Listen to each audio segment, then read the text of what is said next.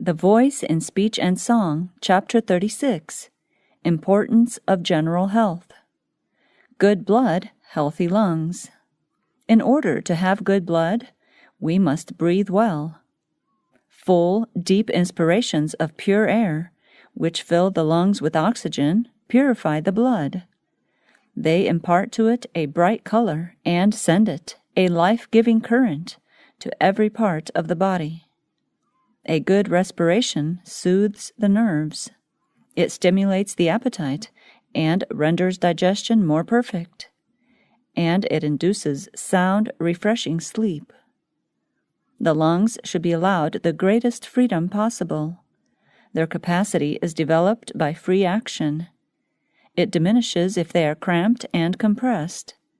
Hence the ill effects of the practice so common, especially in sedentary pursuits, of stooping at one's work. In this position, it is impossible to breathe deeply.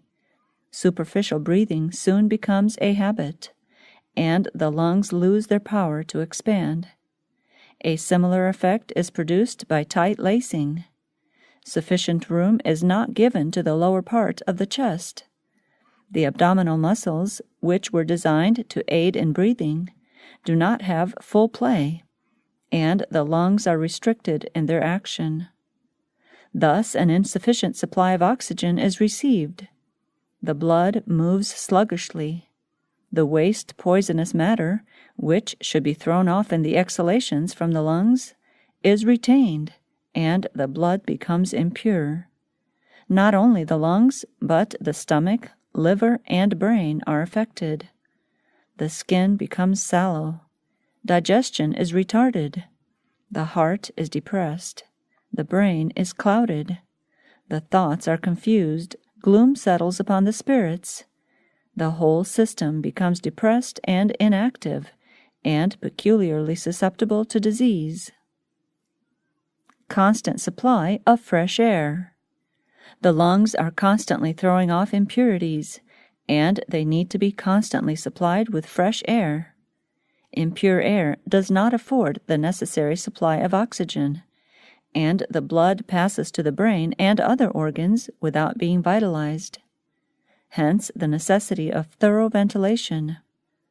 To live in close, ill-ventilated rooms, where the air is dead and vitiated, weakens the entire system. It becomes peculiarly sensitive to the influence of cold, and a slight exposure induces disease. Oxygen in the lungs.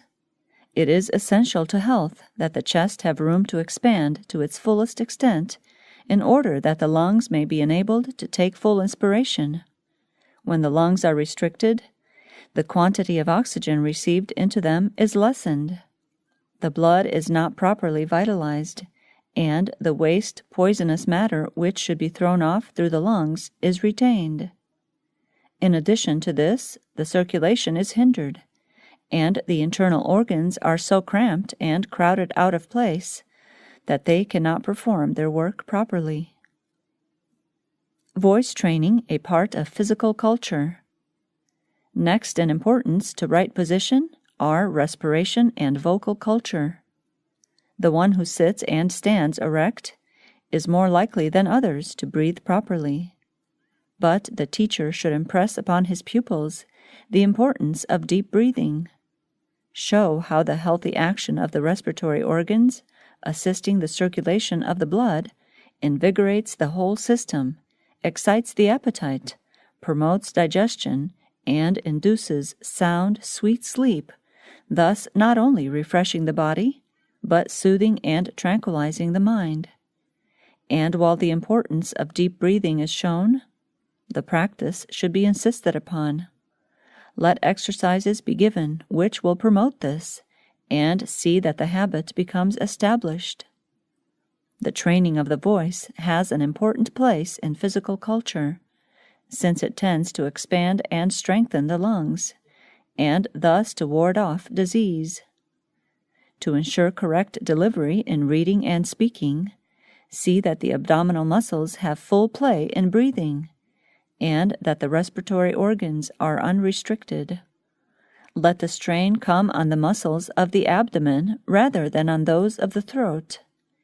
Great weariness and serious disease of the throat and lungs may thus be prevented.